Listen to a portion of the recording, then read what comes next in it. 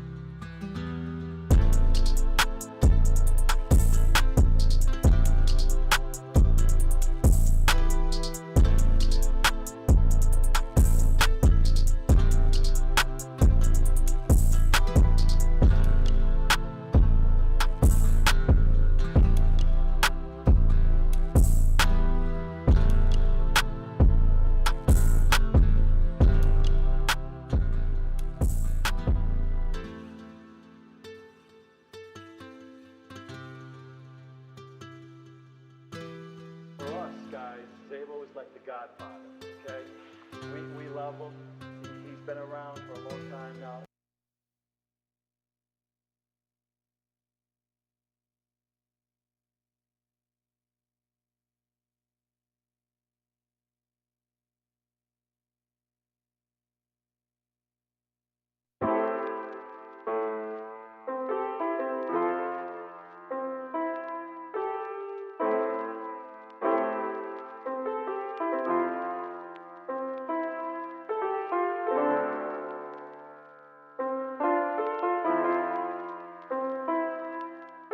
For us guys, Zabel is like the Godfather, okay? We love him. He's been around for a long time now.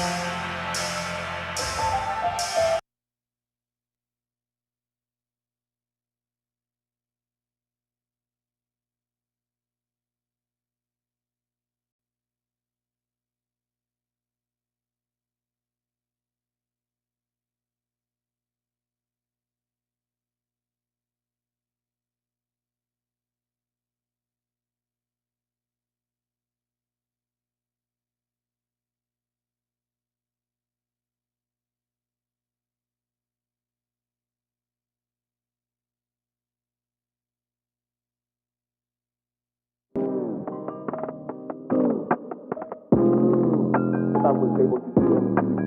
For us guys, Zabo is like the godfather, okay? We love him. He's been around for a long time now. I was able to get in the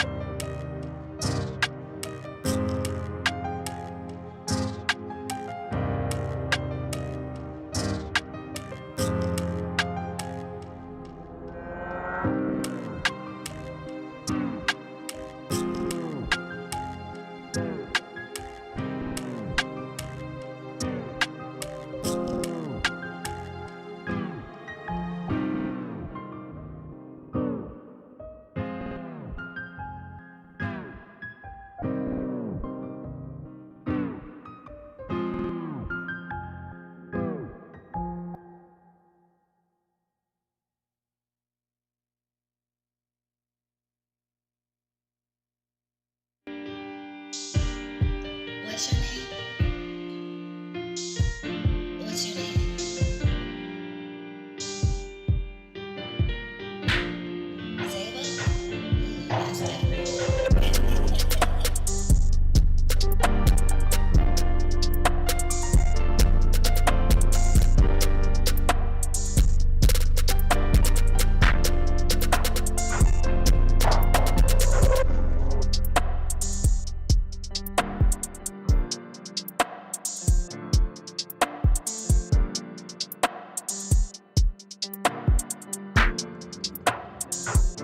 Zabo?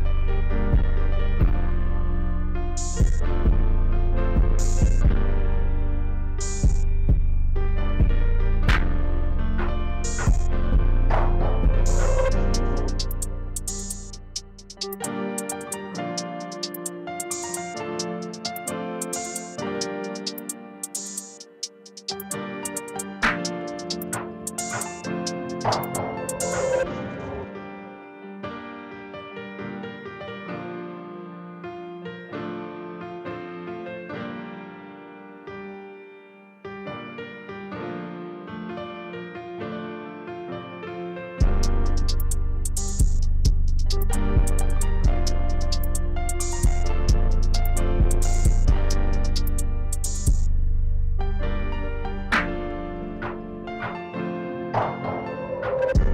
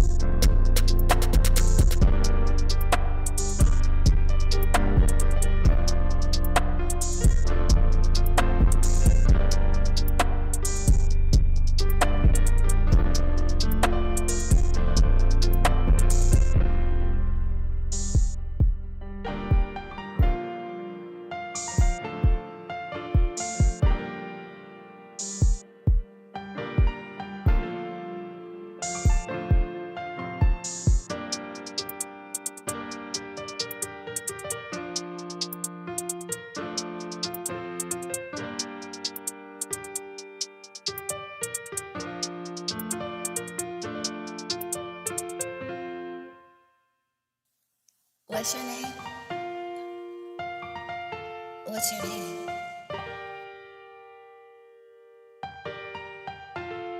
Zabo? Ooh, that's different.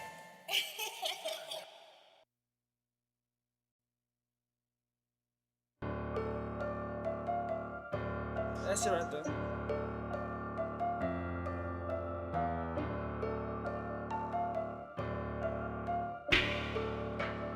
Dang, that's crazy, bro.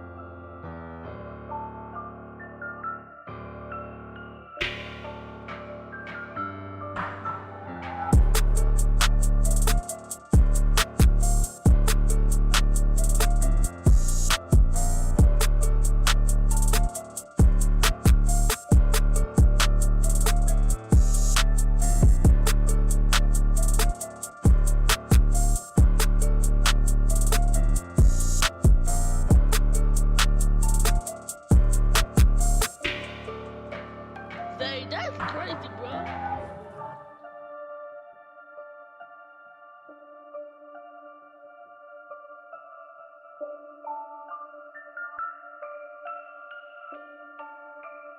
Dang, that's crazy, bro.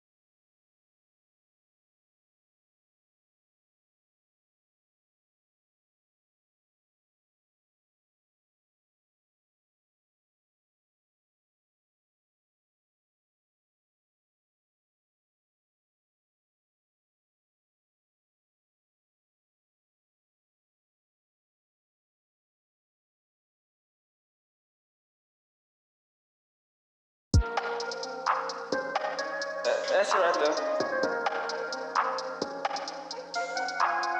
For us guys, Zabel was like the godfather, okay? We love him. He's been around for a long time now.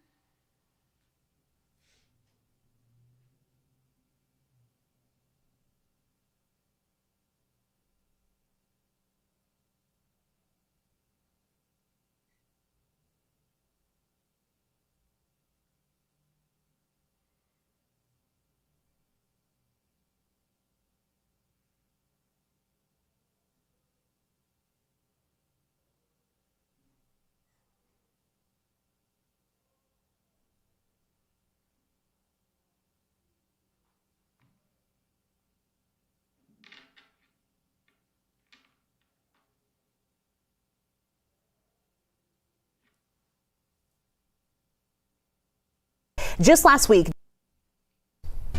well, tonight, new motions in the YSL RICO trial from the prosecution and defense as the trial gets set to resume. What's its third judge on this case. Attorneys for Jeffrey Williams, also known as Young Thug, filed a motion requesting bond. Williams has been in custody since his arrest in 2022. And Fulton County prosecutors are asking to limit defense attorneys' comments made to media. Just last week, Judge Paige Reese Whitaker laid out a new set of rules.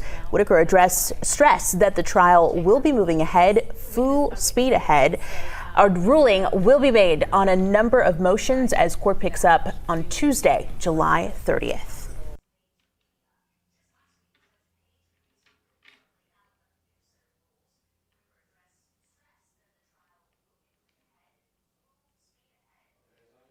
Introductions. So, as you guys heard, there have been motions filed, and again, we are not attorneys, so please don't interpret our opinions as legal advice. But what is going on currently is there have been motions filed in which the attorneys are seeking a bond request for Jeffrey. So let's all keep him lifted in prayer that this finally goes through. As we know previously, all bond requests with the previous Judge Glanville has currently been denied. So we do have a new judge on the case, Judge Whitaker. We do hope that she will, in good faith, grant him this bond. In addition to the new bond motions that have been filed, there has also been gag orders filed by the state.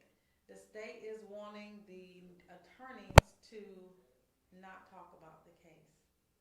I wonder why. Why do you guys think the state all of a sudden doesn't want the attorneys speaking on the case? What are you guys' opinion on that? Let's see.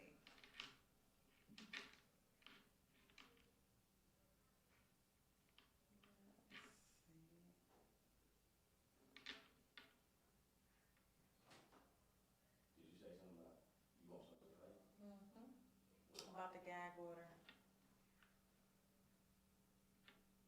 So I'm reading some of the comments.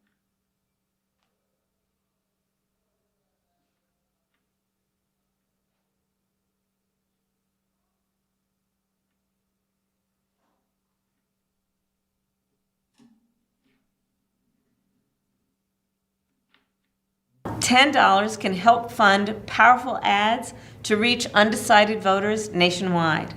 $10 can help open field offices in key battleground states. Tonight, we are following a new series of motions in the ongoing YSL RICO trial involving Jeffrey Williams, known as rapper Young Thug, and 5 other defendants. Right now, defense attorneys say they're hoping their clients can get out on bond or have a mistrial declared. However, prosecutors want a gag order issued. 11 Alive's Grace King explains tonight what's at stake. We'll all be here without the jury trying to get as much done as possible. Judge Paige Whitaker wasting no time after recently replacing Judge Earl Glanville. Now she's considering how to proceed with the YSL RICO trial and the various motions filed by both sides. Which does not mean I'm inviting them. It just means if there are some necessary ones that we need to consider, obviously I want them briefed by both sides. Attorneys for 4 of the 6 co-defendants want the judge to declare a mistrial. Attorney Daryl Cohen, who isn't affiliated with this case, tells 11 Alive those requests are likely more strategic than anything. What I say is not necessarily what I do. Their lawyers don't want to go through it again. So asking you for a mistrial is really more setting a record for appeal if they are convicted. 3 of those defendants are also asking to get out on bond. It's been so long, they're alleging that because they've been incarcerated for so long, that they're not getting justice the way justice is meant to be. Plus, prosecutors are weighing in on how the case should proceed. They filed a new motion for a gag order that would stop the defense from talking about the case outside of court. Judge Whitaker has got to review as much of the case as she can so she can be on board and know what she's ruling on. Judge Whitaker will begin hearing these motions Tuesday morning. She hopes to get through them pretty quickly so they can resume trial in early August. In downtown Atlanta, Grace King, 11 Alive News.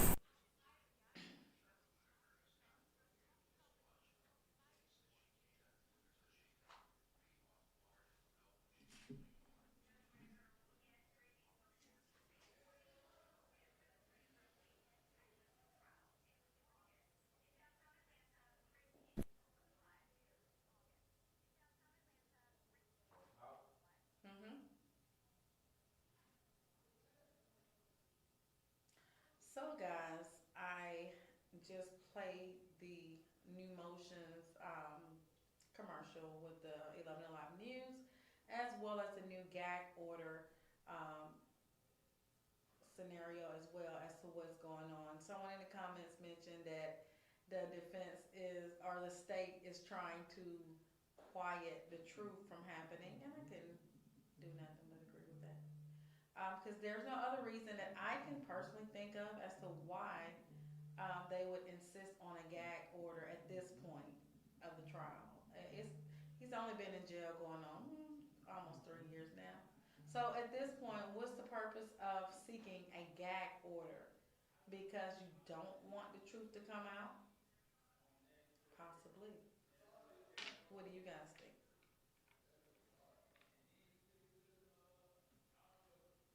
Moses says fair use. That's right, Moses. Fair use. Let's see.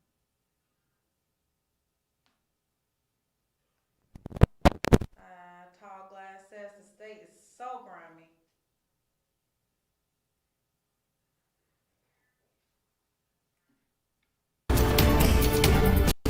Tonight we are following a Okay, I'm seeing some comments saying you guys can't hear me. Can you guys hear me now? Is that better?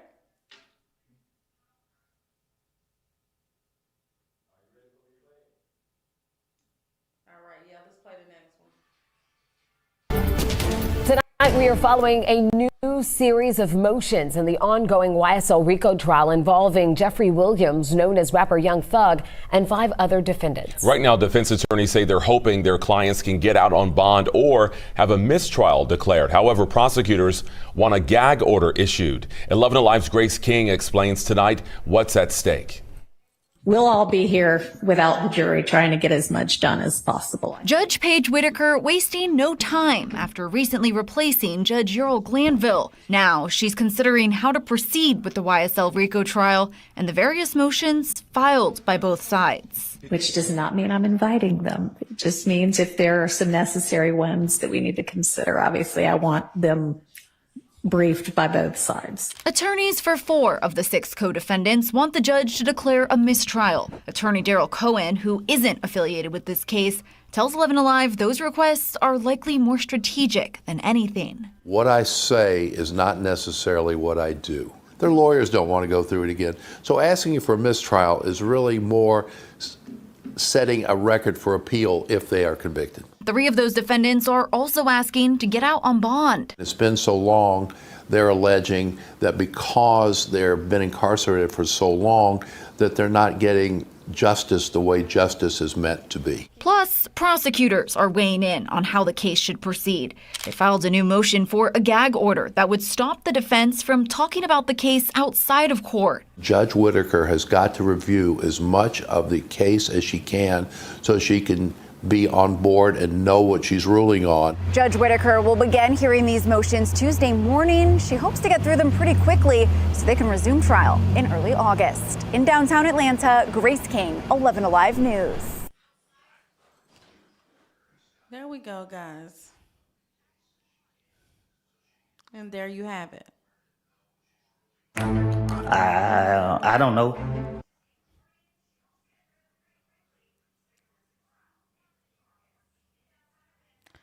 And there you guys have it. Gag order. As Miss Unpopular Opinion says, they want to stop their lies from reaching more people. Do you guys believe that? Do you believe that the state is wanting to control what you all really know about the case because they're now being exposed? Is that what you guys think? Let's see.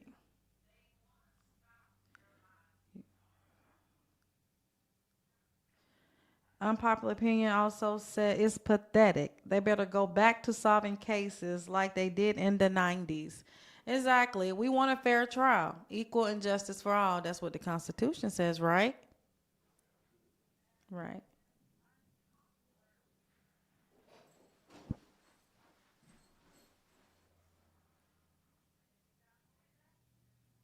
Because honestly, guys, I have not heard any of the defense attorney say anything that has not been nothing but the truth. Everything that I've heard thus far has been exactly what has happened.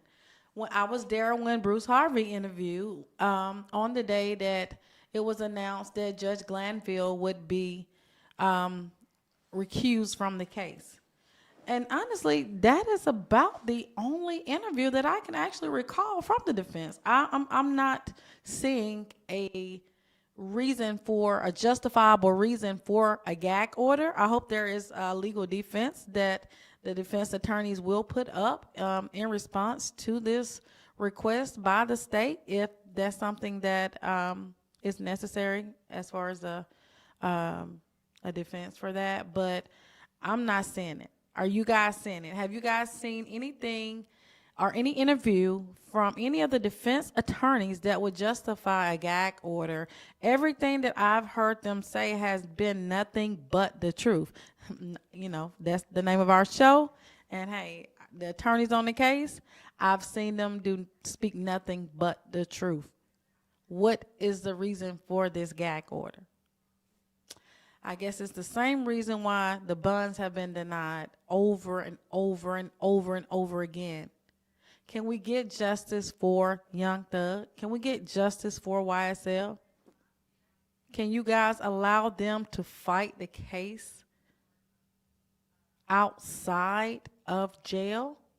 Can we get a fair trial for once and for all?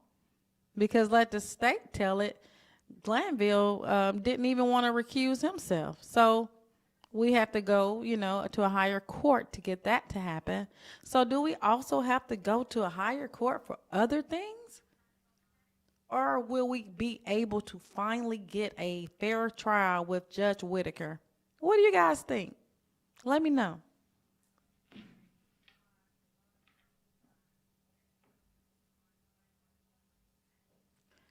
KK said, it's just love, being petty, and they're reaching for anything at this point. KK, I agree. Shamika Sellers says, they haven't said anything that could hurt this case. The state trying to come up with anything. I agree.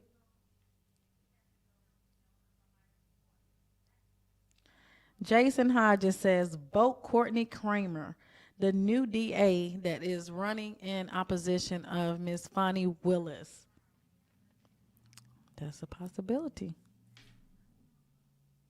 Courtney Kramer, new DA, according to Jason Hodges. I see you, Jason. So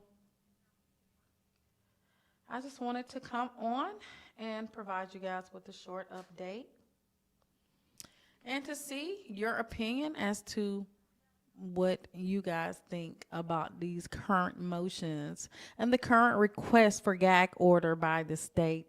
As we do know, Atlanta has a problem with the opposite, with the state and sometimes the policemen going on the news and making the narrative in their favor prior to all the evidence being heard. So that's exactly what I think is happening in this case. A lot of times, and I know the stories of how Miss Sylvia fought to be able to record in the courtroom, as I was there from the beginning, from day one. So I know how hard it has been for Big Jeff to get his side and the family side of the story told to the media. It has been horrific. So I can only go by my personal experience and contribute this gag order as part of the plot to silence this family, to silence hip hop possibly.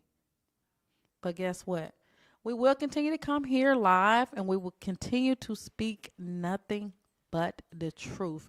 We thank you all for joining us.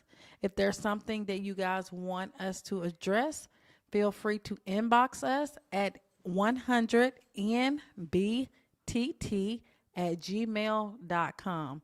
Our email address is 100nbtt@gmail.com. We will try to respond and answer your questions live on our next podcast, which is 4 o'clock next Friday.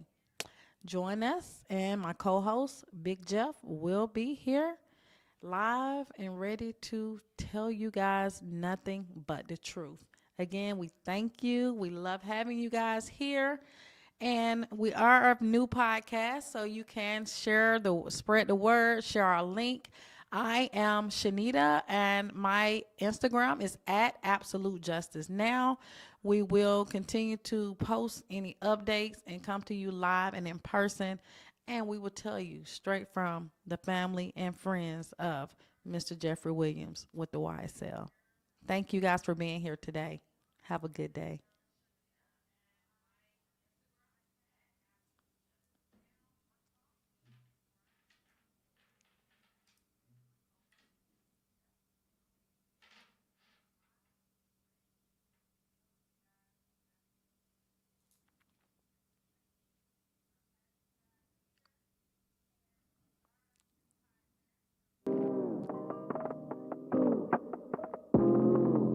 For us guys, J-Lo is like the godfather, okay? We love him. He's been around for a long time now. Fuck with Zabo, you get in the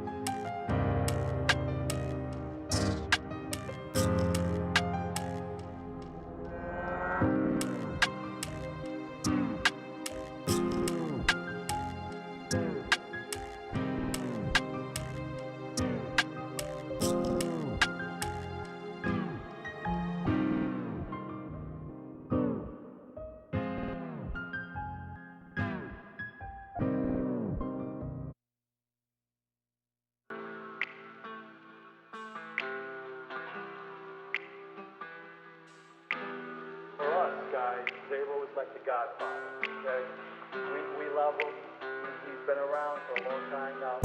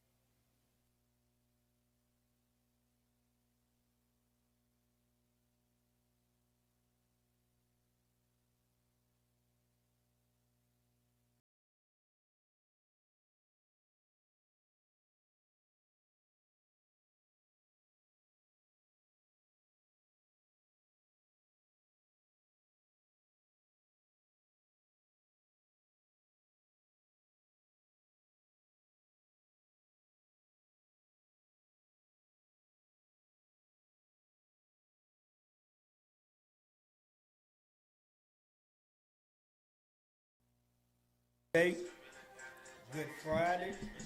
This is Big Jeff. Nothing but the truth.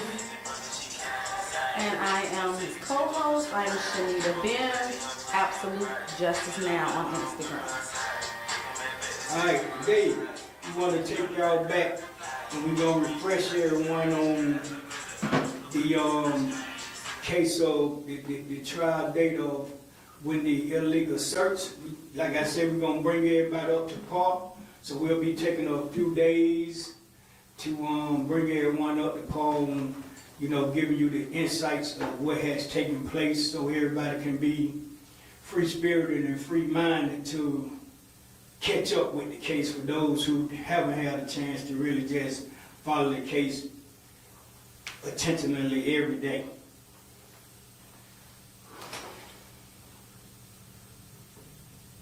Now, what you going to talk about today?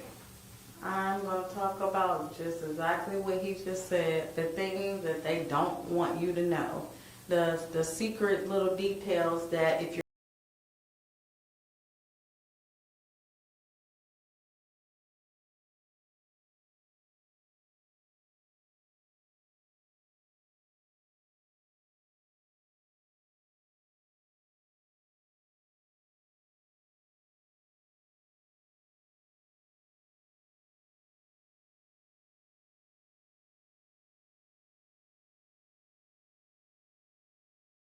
the calendar on March 19th, 2022.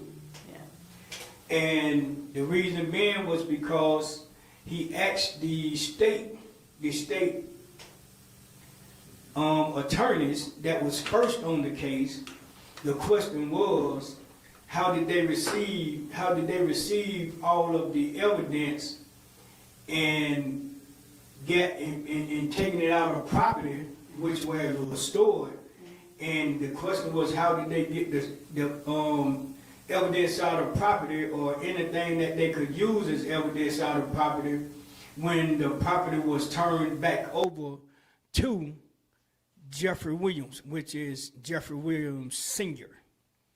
So we're going to talk about that today and upgrade you on when the YSL RICO case was actually thrown out. As far as we were concerned, it was thrown out of court because the state was granted permission not to be able to use it. They was actually told that they couldn't use any evidence from 2015.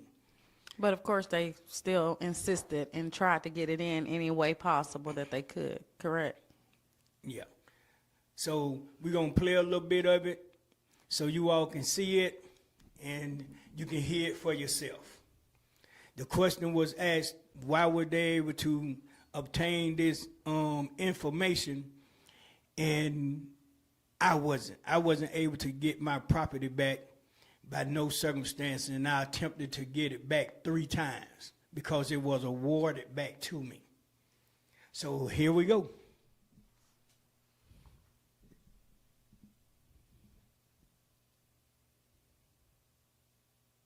Mr. Bailey, the district attorney, on page 2. Can I interrupt you a second? Yeah, of course. IT is about to create a new secure Zoom link, but it's only for the attorneys. You're not to share the link. You understand me? Good? All right, thanks. This is okay. March 19th, 2022. I'm sorry, continue. That's okay. I apologize.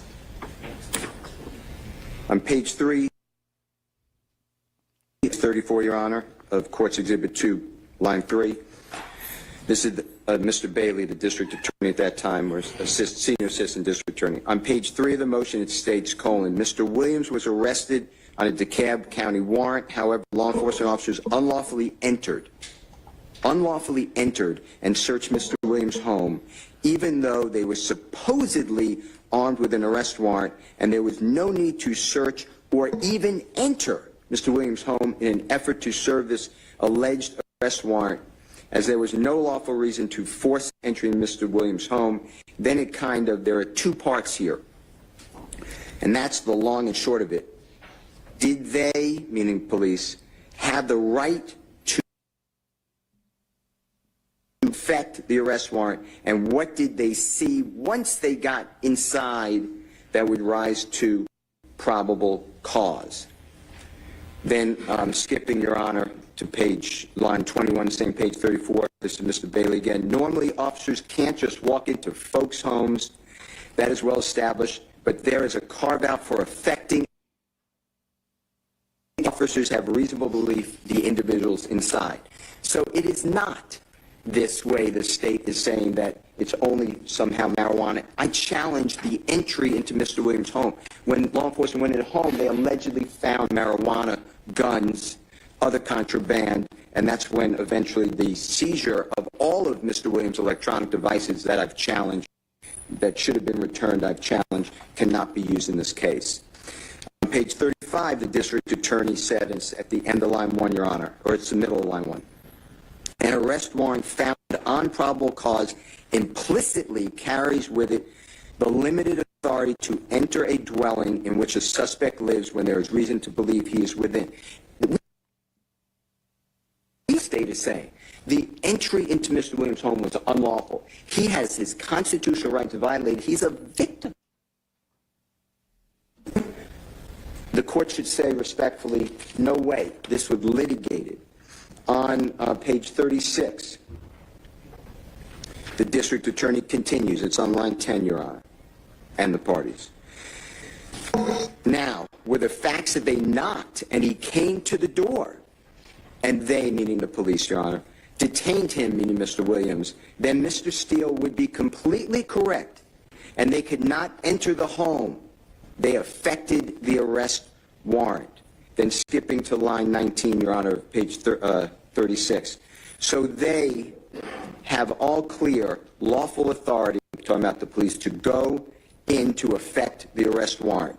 And then we get to the second point. And it is in the same Wall case. Wall is W-A-L-L.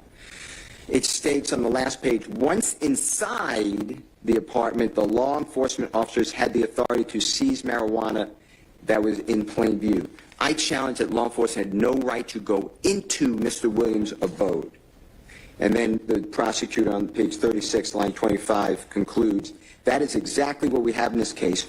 Once law enforcement is inside, they see marijuana on the coffee table in the master bedroom suite, and additionally marijuana on the nightstand in the master bedroom, and Detective Gaither further testified there were guns located in the living room. So that is, I challenged, I had a hearing, we won the hearing, it was a final judgment, not appealed. I am not respectfully required to do it again so the state can bring their A game, lose, and then bring their A plus game and try to win before this court. That's not the way, I don't get to do that, ever. But it wasn't appealed. I mean, there was, Judge Newkirk's ruling could have been appealed by the state, or could have been appealed by you within 30 days of the entry of the order. Why would I appeal it? Well, no, you wouldn't appeal it. And the state doesn't appeal. What does that mean? It becomes final. The court cannot amend that. Always tried to give the state some type of leeway and some type of idea as to how to argue the case. Mm-hmm. Giving them little hints on how they should appeal or how they should move or how they should, proceed. Whereas if it's the defense, he's always on the offense. He's always trying to deter them from pretty much winning their argument. Definitely. Now, we're going to watch some more. That order, you'd be amending the finding between the same parties on the same exact issue. They don't get the second, in the case law it says second bite at the apple. Then, Your Honor, on page 38,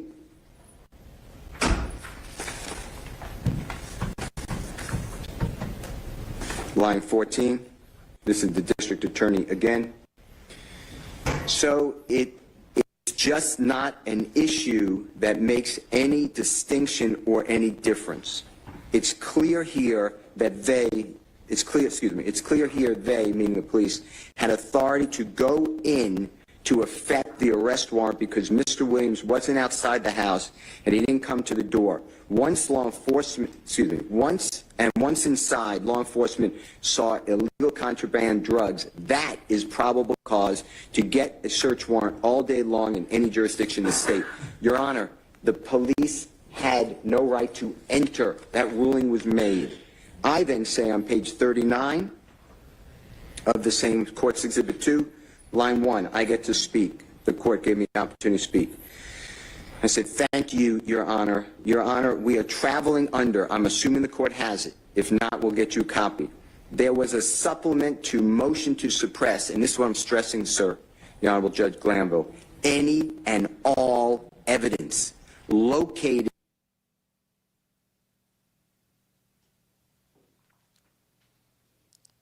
Let him know we lost the value.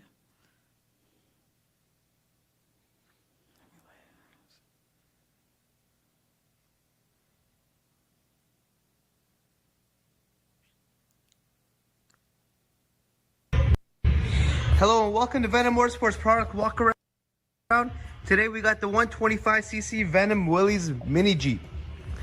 This is a 125cc 3-speed semi-auto.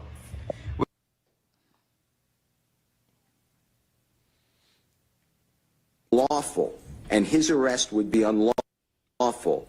And then the fruits of the unlawful arrest may not be introduced into evidence. An arrest warrant was never part of the record below. An arrest warrant not put in evidence, while the witness testified or at any other time. The participants in the suppression hearing refer obscurely to the warrant, the warrant in the case. But there is no document to show that there is an arrest warrant. No judicial officer testified that he or she issued an arrest warrant. If the arrest warrant in existence, no reason whatsoever appears for the state's refusal to put it into evidence in the face of a demand.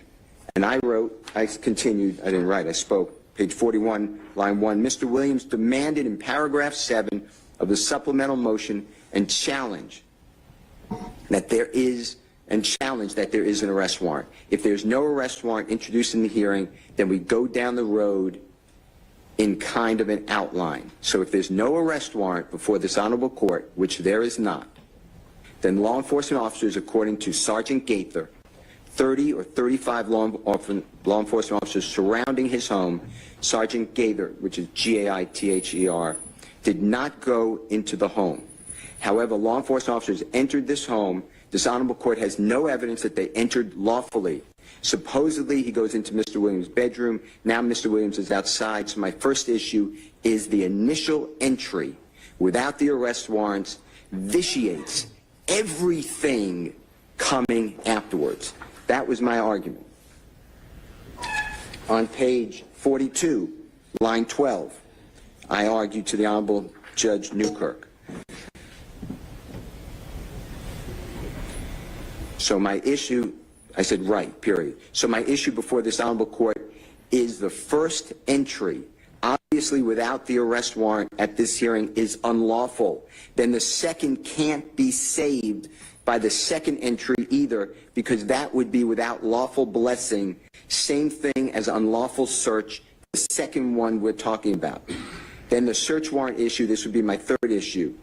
So first one, no arrest warrant.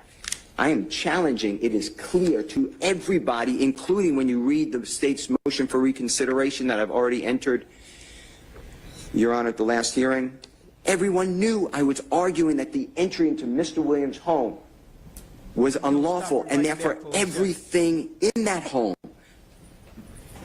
could not be taken. Okay, now what we have in here is the first arrest, the first warrant that they went and I guess made up themselves was because they was coming to serve a warrant for a terroristic threat. Okay, and on coming to serve us, they came and they saw something that looked like marijuana on the table because they was able to look in the door. And that's when they went and obtained the second warrant. So that's what he's speaking on when he's saying it can't make the second warrant, you know, go because it wasn't done in the beginning. All right, so we're gonna continually listen.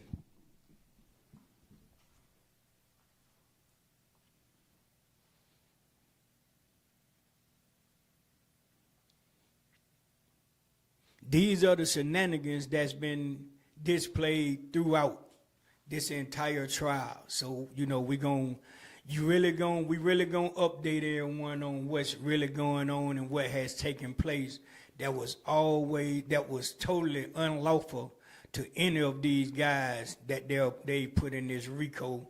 And like I say, and I'll say it again, because this RICO was bogus from the beginning. All right, we're gonna click you back in.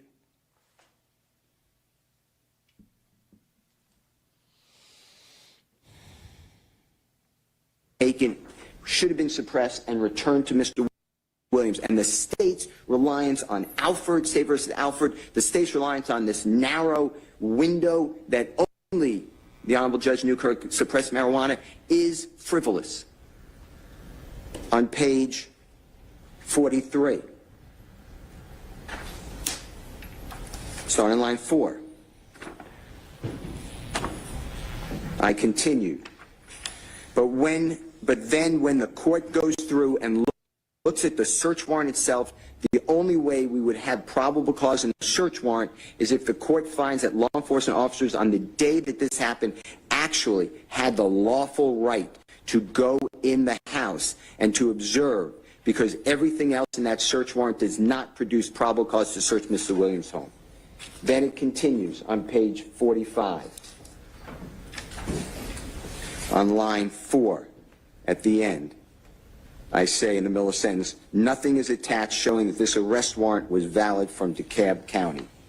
On line 40, page 46, on line 5, the next issue, Your Honor, that is asserted is that law enforcement officers entered Mr. Williams' home on the day that we're talking about, and I challenge that in the supplemental motion with the fact that it was read to this honorable court by the district attorney, supposedly armed with an arrest warrant, and there was no need to search or even enter Mr. Williams' home because I'm challenging the arrest warrant was not valid if there is an arrest warrant. And the last issue in the affidavit for the search warrant discusses items that were located by law enforcement officers during the search on the day that you heard about, which I would say is a fruit of the poisonous tree. So I have 3 issues. 1, there is no at all arrest warrant presented to this court. So under Baez, which I have a copy for the court, how can I challenge the arrest warrant? How can the court say it's a lawful arrest of Mr. Williams at his home without being armed with a certified copy of the arrest warrant? Therefore, and I stress this, Your Honor, everything thereafter falls as fruit of the poisonous tree. On page 47 of the transcript in courts number 2, on line 9, I continued. So the only thing we're left with is the unlawful entries into Mr. Williams' home, and I would ask the court, based upon that, suppress the evidence, grant the motion to suppress. Mr. Bailey then speaks on page 47, line 14, and going to line 18. At the last word, he says, this motion to suppress the search of a home that the defense is alleging is illegal. Nobody's talking about only marijuana. Mr. Bailey continues on page 48, in line 10 in the middle. The only 2 questions, Your Honor, are, did they have reason to believe Mr. Williams would be there, and so they could go into the house and get him? That's it. And then secondly, once they're in the house, did they see something that would give them probable cause to obtain a search warrant? Those are the two issues, not whether the arrest warrant out of DeKalb County was valid and whether the case was eventually dismissed or anything like that. The court then, on page 49, on line 6, says to the state, in which case you would have produced a copy of the arrest warrant. And Mr. Bailey says, right, which would have been a subject, I'm sure, of the suppression motion at that point. And then the Honorable Judge Newkirk said, well, it sounds like Mr. Steele made the arrest warrant a subject of this motion, also in a supplemental motion which the court filed does not have. What does it, what? The audio went out.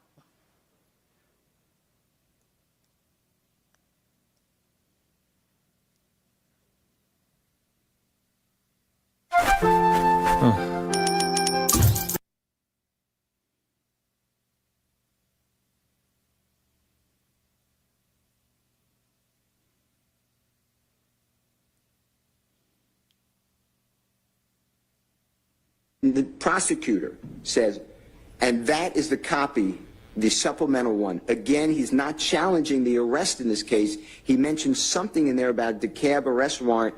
If he wants, there's no need to challenge the DeKalb arrest warrant now because the case was dismissed.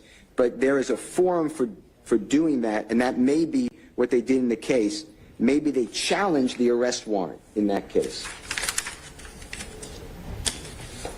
On page 51 of court's number 2.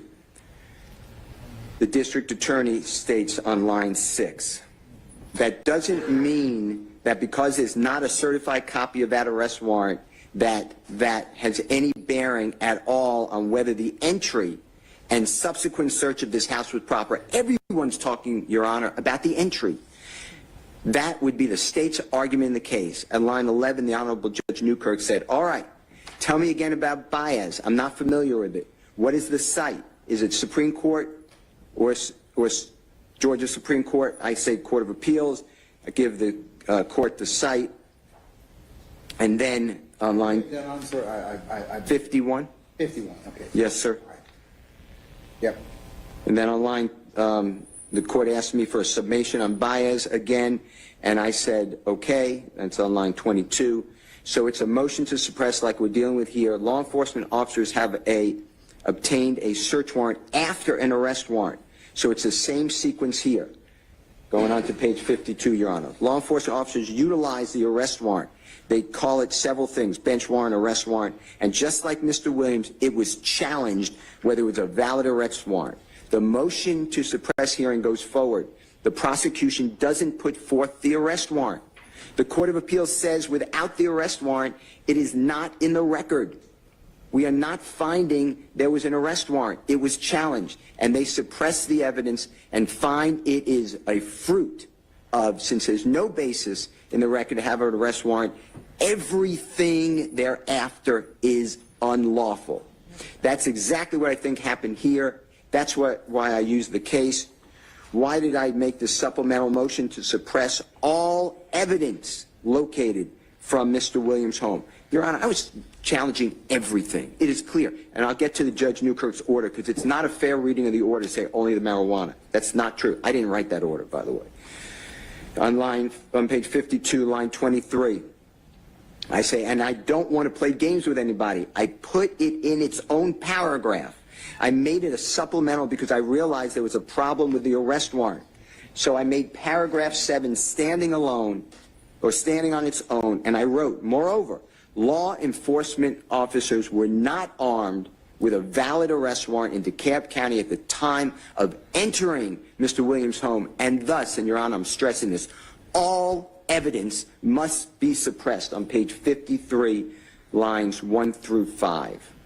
Then skipping to line 15, I again plead to the Honorable Judge Newkirk, the law should be followed in this case, and I say, but I guess it goes back to if the first arrest warrant is not before this honorable court, according to Baez, it was challenged, just like I challenged it on behalf of Mr. Williams, then how can this court sit here, the evidence that you heard, and say, well, there's a valid arrest warrant? We challenge that there's no valid arrest warrant, and then it's not saved later, in my opinion, the search, because I don't know how else law enforcement gets in the home.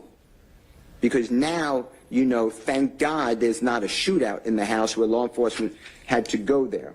On page 54, line 5, Your Honor, I continue. So I don't know how law enforcement, without a valid arrest warrant here today, has any evidence to go before the court. And that is why I made an issue of the other items in the search warrant, like the confidential source, the alleged confidential source, the murder of Mr. Thomas, because all of that doesn't save the search warrant. So that's why I thought it was important. The court states, the Honorable Judge Newkirk, on page 55, its ruling. On line 18, the court says as follows. All right, Mr. Steele, I'm going to go with you on this. I think you are correct. I think the burden is on the state to show the initial arrest warrant was valid and initial entry into the house was valid. And he hasn't done that, meaning the prosecutor has not done that. It appears there's no testimony from any officer.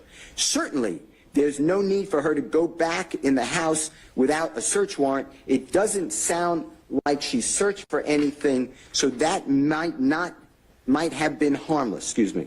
That might have been harmless error because the arresting officers discovered it and went out and told them. And this is what I'm stressing. Line 4, page 56, the Honorable Court's ruling.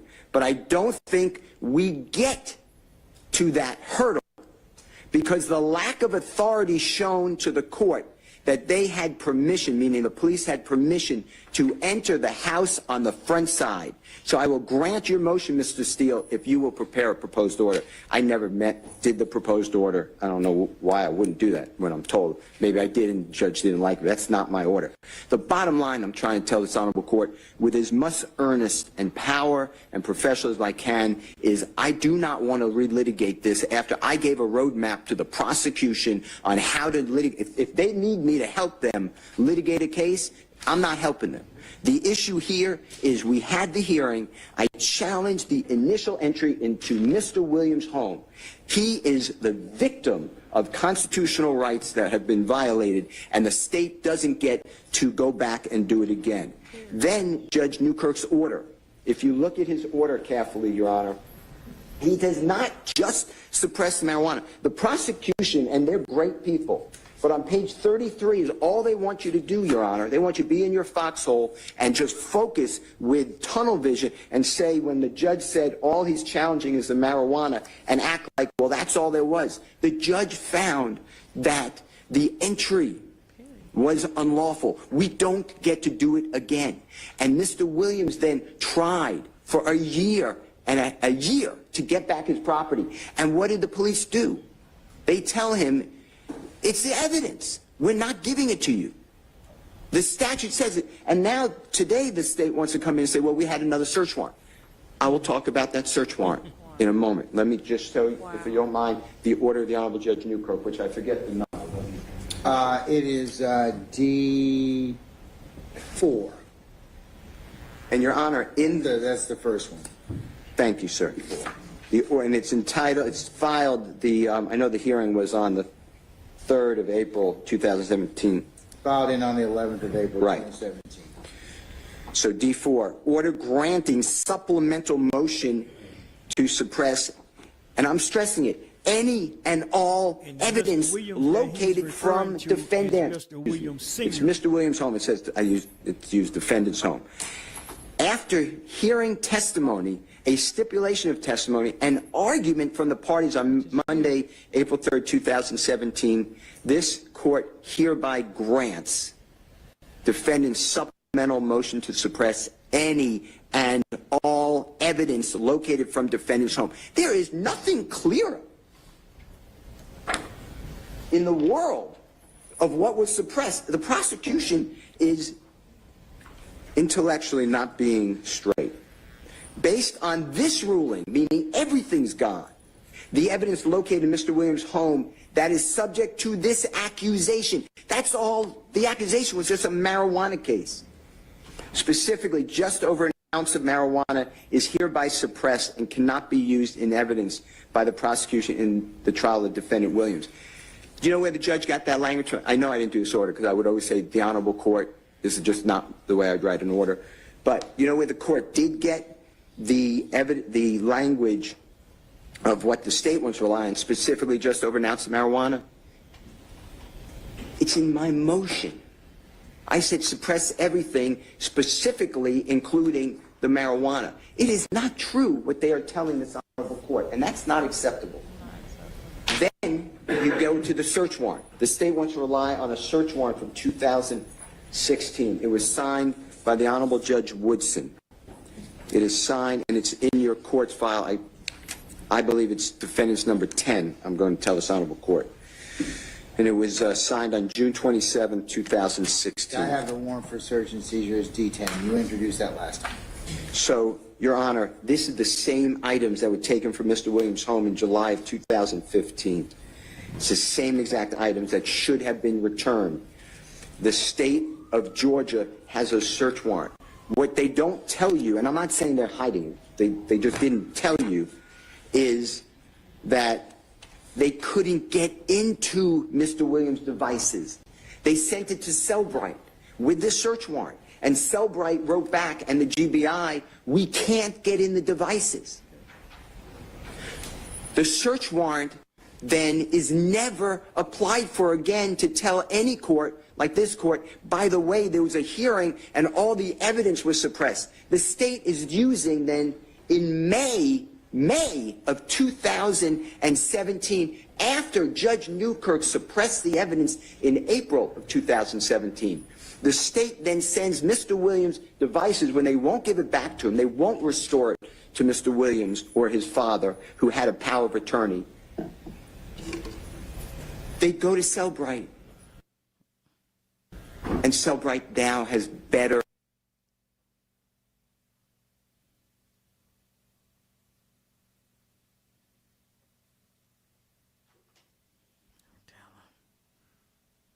try to get this volume back in for y'all. We'll rewind it. Hopefully we can rewind it.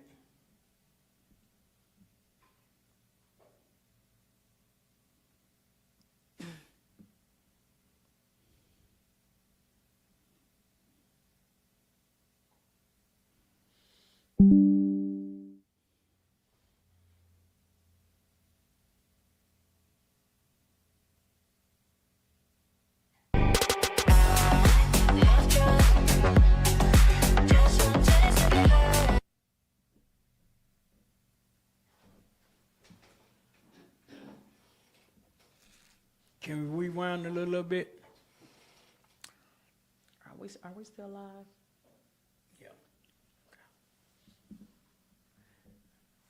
Go ahead.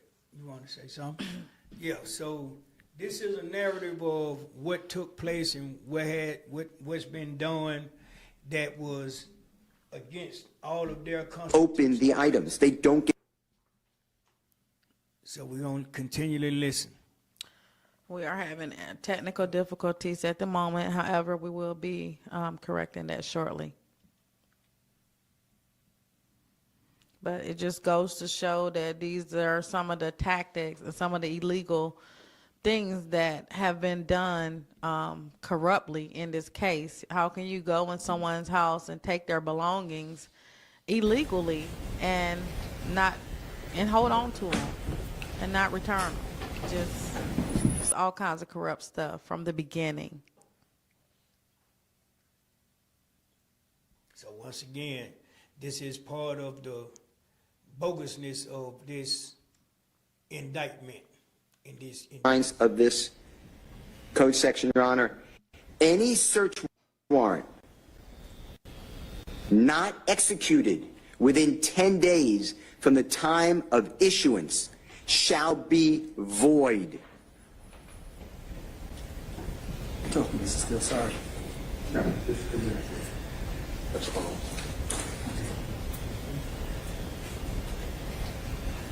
Shall be void. Not continue until a new false Steele, order go ahead, is sir. created.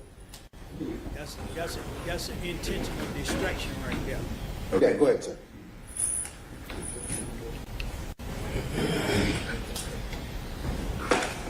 17-5-25, the last sentence that the legislature taught us: any search warrant not executed within 10 days from the time of issuance shall be void and shall be returned to the court of the judicial officer issuing the same as, quote, not executed.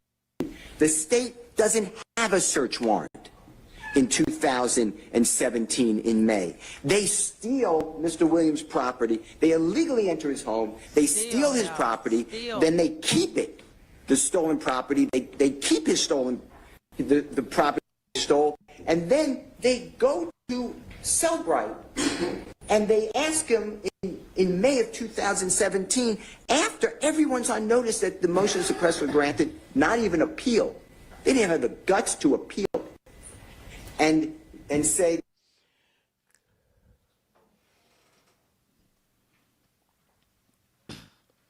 break into the devices. I mean, what are we doing here? And they want to do it again. I respectfully ask the court to enforce the collateral estoppel, res judicata, law of the case. It should have been restored. The police should not have had that evidence. It should have been given back to Mr. Williams. He shouldn't even have had to ask for it. And I think that State versus Alford, I'm sure the court has read it.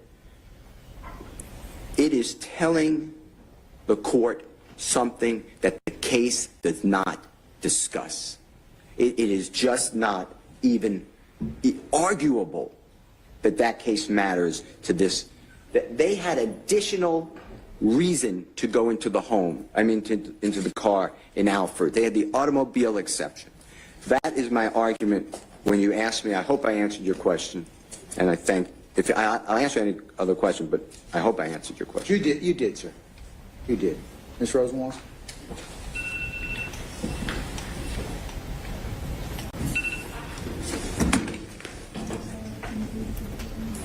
Your Honor, I know Mr. Steele has an interpretation of the language of the order. I think that his interpretation is right. I'm just going to tell you that. I mean, I look at the way it's capped, it's styled and everything else, and it makes sense with what you're asking me to do is kind of just narrowly kind of look at the marijuana and not anything else has been seized. He challenged everything that was taken at that particular point in time, and it's clear in the transcript that he did in fact assert the fruit of the poisonous tree. I mean, so Your Honor, if I may, when I looked at this case first and I saw his motion, I was sort of thinking the same way as the court, and then I thought, I'm going to check the case law and I'm going to check what the actual order says. And when I looked at the order, that's when I started thinking it might be something different. And whether or not we interpret it a certain way, the language itself, the plain language, and I know that the directive from the appellate courts has been to look at the plain language of statutes, to look at the plain language of orders. The language itself says, the evidence located in defendant Williams' home that is subject to the above referenced accusation number, specifically the just over an ounce of marijuana. If the court had intended to suppress the remainder of the items after just stating, so the court says, the court grants defendant's supplemental motion to suppress any and all evidence located from defendant's home. He could have just said that, and that would have been a different ruling. But instead, the judge then said, based on this ruling, the evidence located in defendant Williams' home that is subject to the above referenced accusation number, specifically the just over an ounce of marijuana, is hereby suppressed. If the court wanted to make a ruling on the fruits of the poisonous tree, it could have, but it's clear from the transcript. And I'm not going to say Mr. Steele didn't argue about that during the hearing, but he didn't ask the court, hey, Judge Newkirk, can you please make a ruling on the fruit of the poisonous tree? There was no ruling on fruit of the poisonous tree. We're not talking about a second bite of the apple here. We're talking about him now challenging a search warrant that was not challenged before. And I think though, that's the thing about it. I mean, I think it's clear from reading the transcript and the exhibits 1 through 10 that were admitted when we were here on the 17th of November that he challenged everything: the arrest warrant, the search warrant, and he, in fact, he filed a supplemental motion to that extent.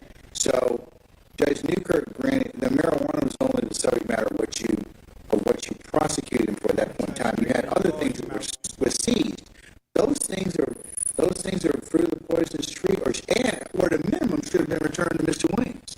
And so, Your Honor, I do want to pivot that if this court right now today says, hey, I'm wrong, and Your Honor finds that the cell phones are fruit of a poisonous tree, now and only now would Mr. Williams be able to demand his cell phones back.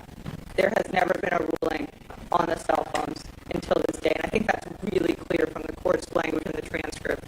Specifically in the transcript, the court says, and this is in the court's ruling, and Mr. Steele actually read it, it says we didn't get to that hurdle. So this is at page 55 through 56. The Judge Newkirk says it doesn't sound like she searched for anything. So that might have been harmless error because the arresting officers discovered it and went out and told them. But I don't think we get to that hurdle because of the lack of authority shown to the court that they had permission to enter the house on the front side. So I don't think we get to that hurdle. There is no ruling on fruit of the poisonous tree. There was no previous ruling on the cell phones. To the extent Mr. Steele wants to make an argument about the other search warrant in the other case, that other search warrant. That's the end anyway. If you're a man who makes at least 150 grand a year and you're still embarrassed,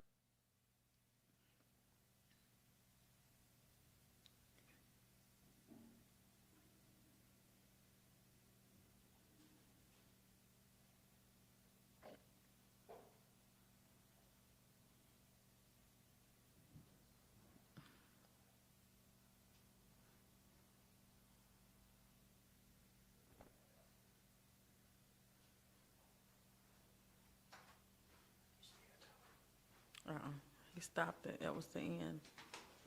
Okay. Hello? Yeah. Now, as we can see, as everyone can see that, it was, we have been going through a lot of conflict throughout this entire case, so that's why we chose to be different and bring everybody up to par with the things that has been taking place, that has taken place in the courts, on a daily basis, things that has been done, unconstitutional, and show you the ways that the judge has somewhat tried to help the state as much as he can to prosecute this case.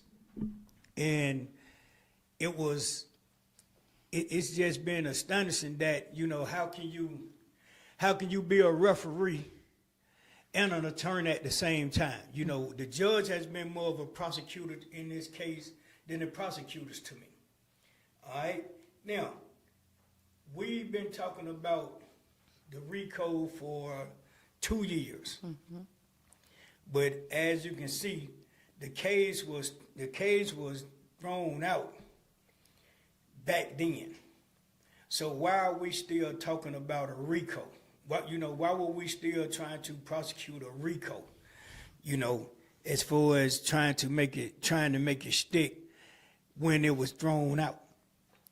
You know what I'm saying? So it's just money. It's a lot of things that you all are going to. I'm going to show you all. There's a lot of things that I'm going to put before you all, and it's a lot of things that took place behind a lot of closed doors against these gentlemen, to where, the DA played a role in it, and other people who have their hands tied into this with the DA. So it's a lot of people playing a role in this case. It's just now it's coming out. Nothing but the truth. So you heard it, and you seen it right here on Nothing But the Truth. That's right. We're going to really get to some real critical points in this case as we go along the way and update everybody on the case. So I want you to stay tuned. I want everybody to keep their heads up, keep the prayers in for us, for all of these gentlemen, and like I say, we're not just fighting for these gentlemen. We're fighting for anybody that's any of our loved ones and your loved one that's being held, illegally incarcerated because of, the games that the state wants to play with their lives. We have people who have died in the jail. We have people who have been, physically wounded in the jail. We have things that's going on in the jail that you can never imagine. And that's kind of ridiculous for a county jail. There's no way that our county jail should be being ran as if it was a prison. We can't, we can't justify that. We can't justify the fact that some of the officers at the jail will tell you straight up with no hesitation if you inquire about the sheriff, and they will be freely to tell you the sheriff doesn't come here. You know what I'm saying? And I witnessed that myself. That's right. I witnessed that myself. And I had officers that actually said that the sheriff doesn't come to the jail. I had one officer told me of, hell, your guess just as good as mine. That's not right. That's not appropriate. We vote these people in. We vote these people in without checking them thoroughly. And sometimes, we be fooled by that. We be fooled by some of the things they say. We be fooled by some of the promises that they make to us. But we understand that's politics. That's politics. So at the end of the day, we as a people got to stand firm on the system because they represent us. They represent us. It's sad to say, but these people represent us. So on a good note and a bad note, we have so many things that's a violation of our Constitution when it comes down to us going to, being in these situations. We have a lot of things already against us day one. We live every day with things against us as a black race. Our race is 95%. Is 95% stereotyped every day, regardless of what we do, whether it's something good or something bad. We are always behind the 8 ball. We are taxpayers too. We gotta let these people know we're taxpayers too. Some of us go to work every day. Some of us has to work every day. Some of us has to work to support our family. Some of us have to work to survive. You have to work to survive. That's right. So when your loved ones are being preyed upon because of status, because of their looks, because of how they carry themselves to a person that's on the outside looking in, it's really, it's unfair. It's cruel. It's cruel. Because a man has dreads in his head doesn't make him a criminal. Because a man is black with tattoos or has tattoos on him doesn't make him a criminal. Mm-hmm. If you look in our judicial system right now, we got a lot of young people in our judicial system that's tatted up, got the dreads, female and male. So how can you distinguish the two? How can you distinguish the two? It's no such thing as fit the description.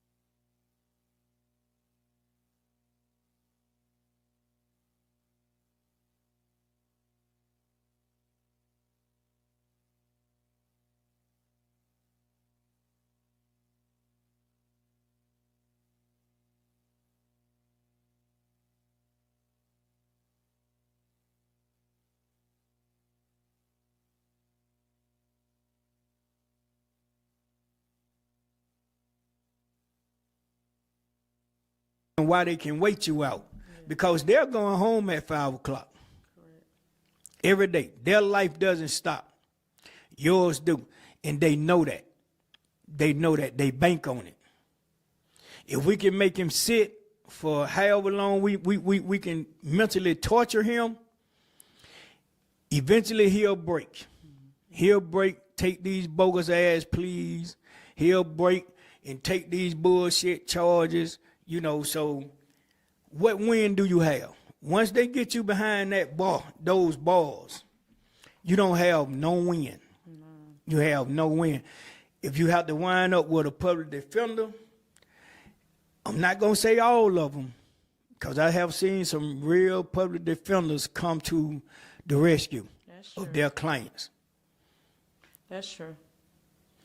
They have put up good fights for their clients. So I applaud them. I applaud some of those public defenders that stand up for their clients, because as we can see now, ladies and gentlemen, they're really going against the grain. They're really going against the grain. That's why I have a lot of respect for Honorable Attorney Williams. She has a lot of respect from me. And I hope from you all, I hope from the world, because she is actually standing down to represent her client to the fullest. And she's taking a beat. I can guarantee you, from knowing the type of district attorney we have and the way she's running the district attorney office, I know she is taking a beating. And she's being punished. I really think that she's being punished for staying on this case. I really believe she's being punished for that. And what I mean by being punished is she can't handle the rest of her caseload. You know, but she's not being paid either, because that's how she makes her money, off of her caseload. So for her to be tied up in court, and for any other public defender that's on this case to be tied up in court for 2 years, that's a lot of punishment, man, you know, for trying to do the right thing, something that they have to swear in to do. You know, so for those public defenders that's on this case, hey man, y'all have my utmost respect. You have my utmost respect. You know, and that's why I want to continue to do what I'm doing, to give the people the praises who deserve it, because they are really fighting. They are really in a dog fight right now. And it's basically that they don't have any control over. They don't have any control over. So I would recommend this for any private practice attorneys or private practice firms. Give them a shot. Give them a shot, because as you can see, they stand up for what they represent. They actually stand up for what they represent. They deserve to be in a firm that can really, that really fights the law on a righteous note. On a righteous note. You know, so we gotta make a change. We gotta make a change. We gotta stand up. We gotta stand up. Our system, our law enforcement, our judicial system right now stinks. Stinks at all levels. It stinks. It really stinks. So we got to do something about it, people. We are the citizens of Atlanta. We are natives of Georgia. We have to do something about this corruption that's plaguing this city, this state. It's not just happening in Atlanta, people. It's not just happening in Atlanta. Correct. It's happening everywhere. Right. Everywhere, but we can only defend Georgia. We can only defend Georgia. But as Dr. King said, injustice anywhere is a threat to justice everywhere. So if we're not going to stand up for our hometown, hey, you know. We're going to take it. We're going to take the beating. We're going to take the bruises and the bumps when we don't have to. We don't have to. You know, so I fear for my family every day. I fear for my family every day. I fear for all of my loved ones every day because I just witnessed how they have us linked into the system to where a police officer can run one of our names in our whole family. Just anybody in our family that they can link to us comes up in the computer. So now I really know that my family is being targeted. My family is being targeted. I feel for my family every day. I feel for my life every day.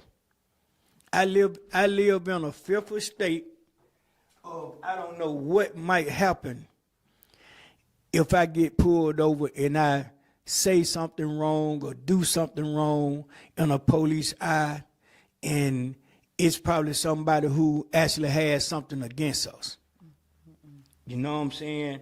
Or, you know, one thing we can all be assured of, ladies and gentlemen, is 95% of the people over the world, the police has an alibi for pulling you over and showing probable cause just by coming up to your car saying, I smell marijuana. Really? Really? That's something you can say to anybody. That's something that our system over the world, any officer in the world can say that to you, whether it's true or not. Whether it's true or not.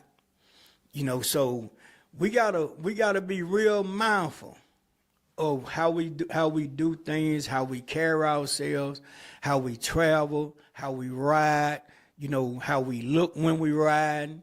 You know, it's sad. It's sad. We gotta damn near paint our faces a different color to ride and to just be in the community that we were born and raised in. That's sad. It's a sad picture when you can't go back home.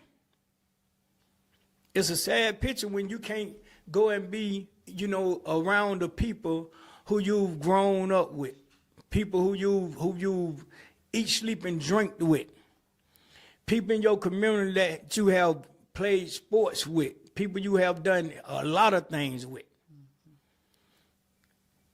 And it's always the persons with the names who gets the heat. And that's not right. That's not right, because I guarantee you, if we go to some of these other communities, they got far more people in the community with status. But they don't go through what we go through. We can't have a picnic. We can't have a function in the park, in the park that's in our area, in our zone, in our community, without it being deterred some kind of way by law enforcement. But I can go to Buckhead and I can go to Piedmont Park and sit out there and smoke marijuana if I want to. Crank up me a barbecue grill if I want to. Do damn near anything I want to do. But when I go to the community that we are from, it's limited. As soon as the word get around that we're trying to come together, next thing you see is police enforcement. They want to tow your cars. You know, they towing your car. They coming in telling you, you know, you got to leave the park because of this, that, and the other. Hey, man, you know, it's our community park. We're having a gathering in the community park. The city parks, sometimes we can go get a permit and still have some problems. Still have problems. We still be monitored. Monitored for what? Crime is everywhere. is something that we need to we got to make these people realize. Crime is everywhere.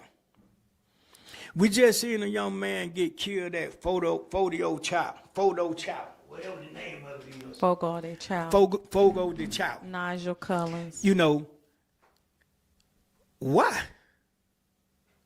Was he out of place? You know, did the officers just take upon themselves to say he's out of place? You know, I have seen videos where people have been in restaurants and something has taken place and the officer goes in there and just, you know, it just picks somebody to fit the description. You know, and instead of asking a question, they go in already assuming that this is the person. And then when something happens, they want to hide behind the shield. They hide behind the shield. But you see, we can see video of them doing improper procedures to people. And yet and still someone would say they had jurisdiction to do it. Like that. How we make that right? How can you make that right? How can you make wrong? How can you make somebody doing something wrong in your face right? It's not like we're not seeing it, people. We're seeing it. We're witnessing it. Hey, man, why be afraid to give it to somebody who can push the buttons on it? Correct. Why? But yet and still, we'll still run around and say Black Lives Matter. And that goes the same with what happened to Kendrick Johnson in Valdosta. He was rolled up in a mat at school, murdered at school. And you mean to tell me nobody recorded it? Nobody saw it? You know, so these are things, man, that's happening to our people everywhere, not just here. It's happening everywhere. You know what I'm saying? And we're going to start talking about it. We're going to start putting it out there. You know, hopefully it'll get someone's attention, you know, and try to, you know, make some changes in certain things. You know, it's a business. Is it a business or is it something for the community? Is it for the kids in the community? You know, everybody can't afford to do all this traveling to go to a certain recreation center, a certain park. Everybody can't afford to do that. You know, we got to start considering the people that's less fortunate. Correct. They need something to do too. They need somewhere to be able to go as well. So these are the things we got to start stressing in these community meetings. These are the things we got to start stressing at the committee meetings. We need to start going to these committee meetings. We need to start going to every meeting that they have, whether it's city, county, or state, and voicing our opinions, and standing up for our people, speaking on our communities and the things that are being done illegally to us. Unconstitutional. The Constitution has been, man, I'm talking about, you know, you can't even explain how much torture has been done to the Constitution throughout this case. Butchered. You know what I'm saying? The Constitution is shredded right now when it comes down to this case. And not only this case, a lot of cases. This one is just bringing a lot of things to the forefront. You know, and it's all because somebody thought that they were smarter than the system. Somebody thought they were smarter than the system. Somebody thought that they had everybody in their pocket to where they can make something happen with nothing. With nothing. You know, now we have these guys sitting in jail. Judge been recused. We done went through we at the third judge now. You know, why? Why? We can't find not one sane mind judge to handle a case, to sit in on a case, but yet and still, even though we looking for judges, why not get these guys that's able to get a bond? Absolutely. And let them go home? Let them be innocent You know, and proven guilty like the Constitution is supposed you to know, be. there you go. If we supposed to be innocent until proven guilty, why not give these guys a bond and let them go home and fight their case? Why not? You know, what can it hurt? It can free up a lot of beds, but what can it hurt? State funding. What can it hurt? It can't hurt. You know, because you're gonna put a stipulation on them as if they just getting out, as if they just did 20 years out in prison. Anyway. You know, you're gonna make money off of them.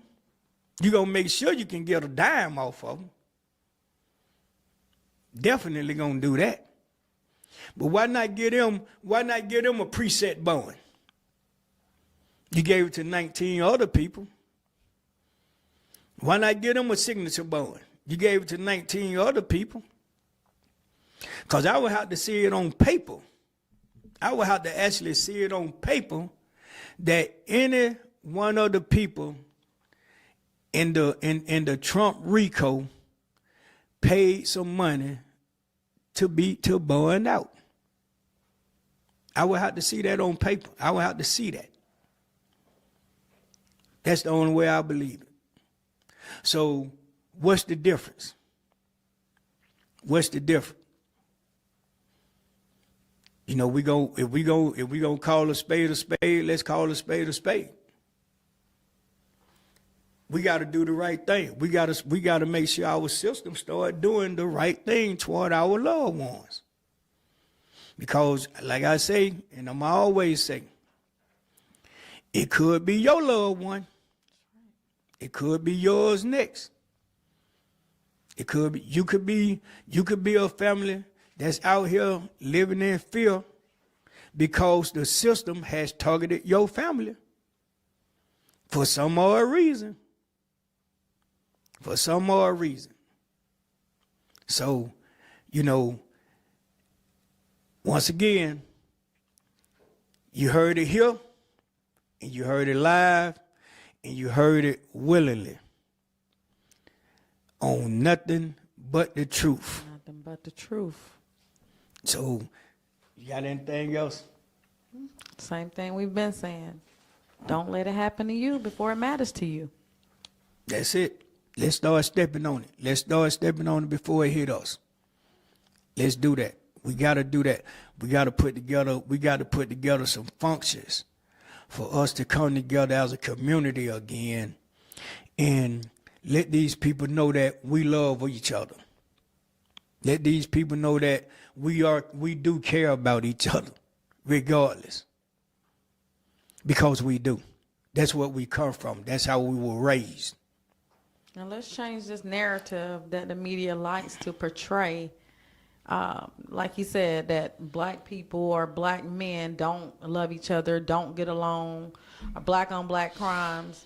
There's more love than hate. And as he stated, we just need to start finding the outlets that show the love versus constantly feeding the media the hate. So we're going to end today with, you heard it right here, NDO Radio. Big Jeff signing off. Shanita signing off. On Nothing But the Truth.